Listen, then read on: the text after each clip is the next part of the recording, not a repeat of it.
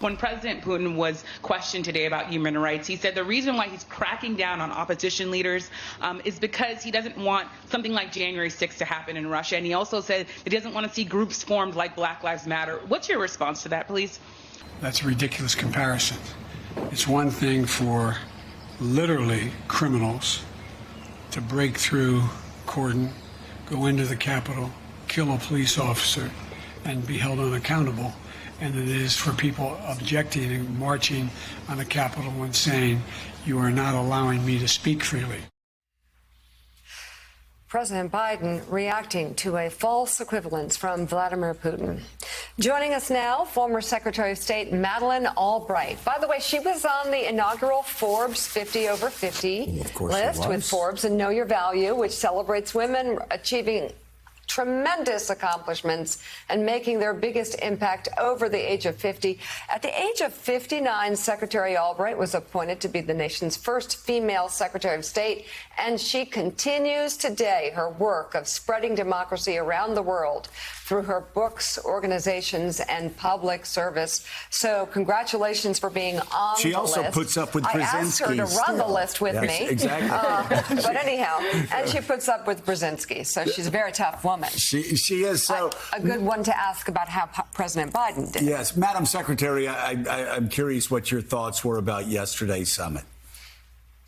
Well, I thought it was a fascinating and really kind of a master class in diplomacy, because I think that there is nobody that has been better prepared for dealing with in this kind of a situation than President Biden. He is somebody who's had an incredible amount of experience, and he knows very much the importance of bilateral diplomacy, that it is a way to make some judgments about the person sitting across the table from you, and also understanding the importance of being prepared for a meeting. And then also something that people, I think, need to know is you have to put yourself into the shoes of the person sitting across the table. So you know who you are and you know what they want. And so I think it was a very, very important summit. And then, frankly, based on what I think was a brilliant run-up to it in terms of the multilateral part of it, the partners. And you guys have been talking about this, of being in London and then in Brussels and meeting with the G7 and with NATO and the EU. And so we and President Biden was not alone in that meeting.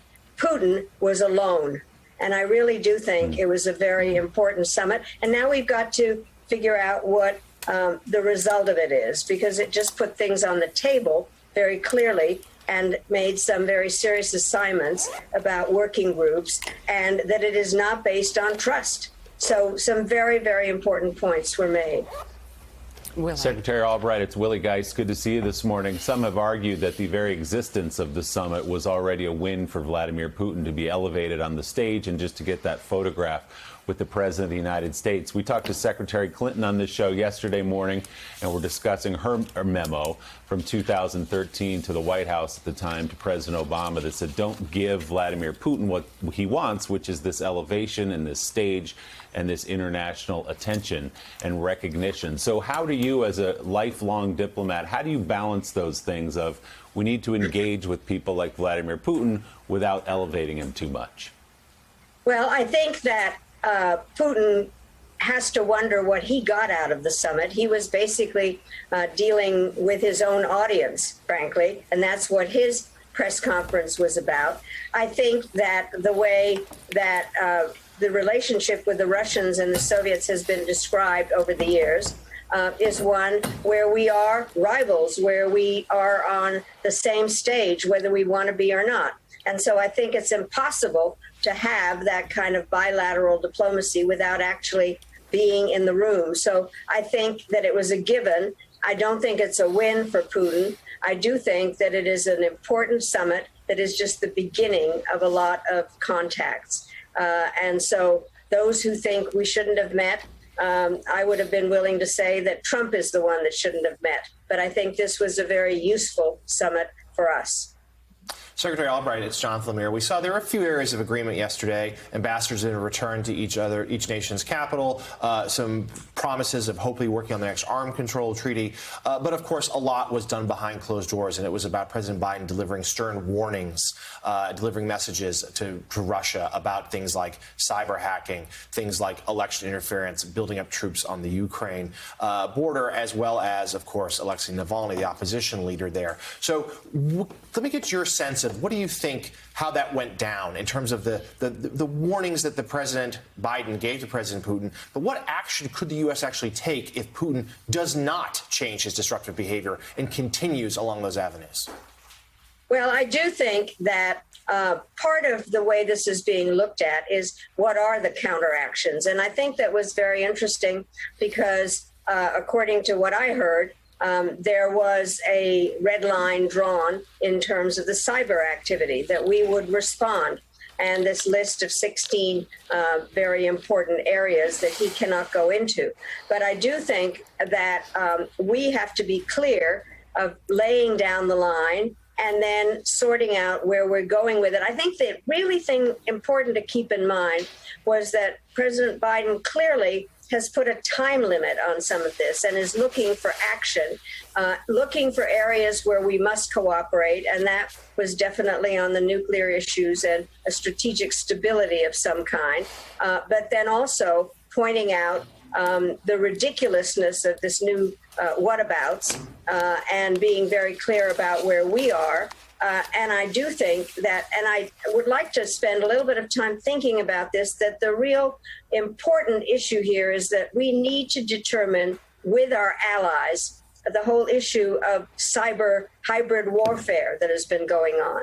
It is a new area. It needs to be explored. It needs to be really pushed back on. And it is something that we must do with our allies in terms of rules of the game. Because one of the things that President Biden was so clear about was the importance of international norms, of activities that abide by some kind of rules. And frankly, the cyber area is still open territory in terms of analyzing where this goes. And so there are things that we have to keep watching and not operate on the basis of trust, but on actions. And from what I can tell, President Biden laid down some very direct points and then also pointed out that there had to be work to be done. Casey Hahn. Madam Secretary, you have focused quite a bit on China as a serious problem, frankly, for the United States going forward. We heard President Biden talk about the importance to everyone, but particularly to him, of personal relationships with other leaders with whom he has to work.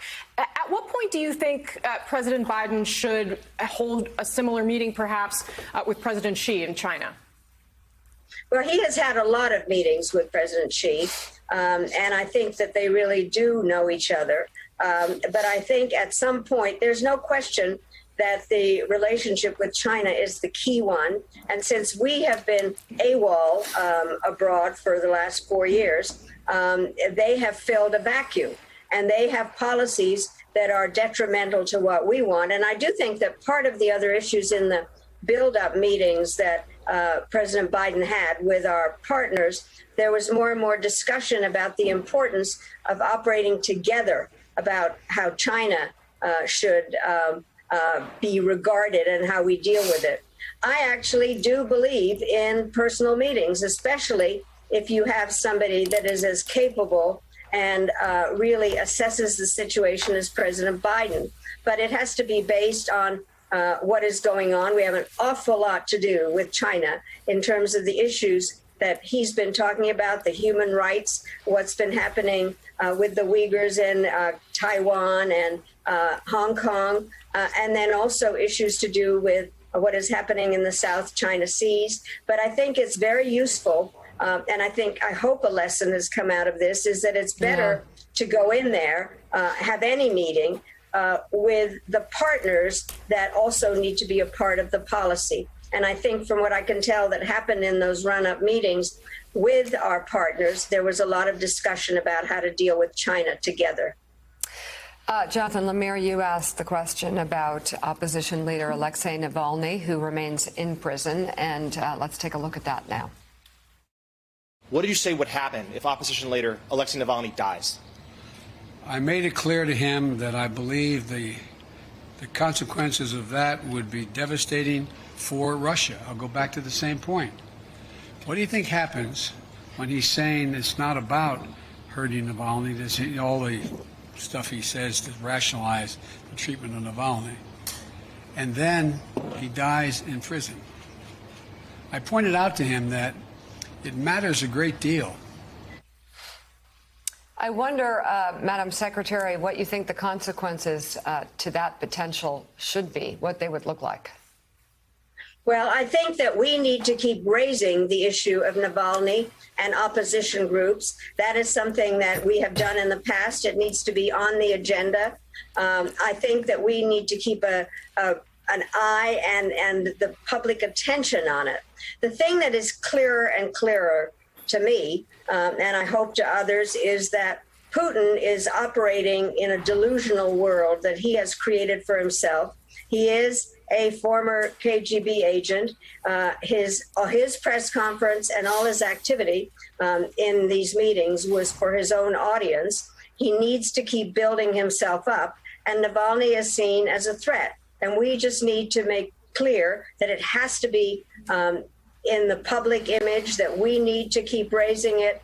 And then we have made difference already in the past with the Magnitsky Act, and kind of looking to see what the effect of how he treats Navalny and the opposition, what relationship that has to the way we operate, and to be talking about the norms of human rights and what we believe in. Former Secretary of State Madeleine Albright, thank you very much.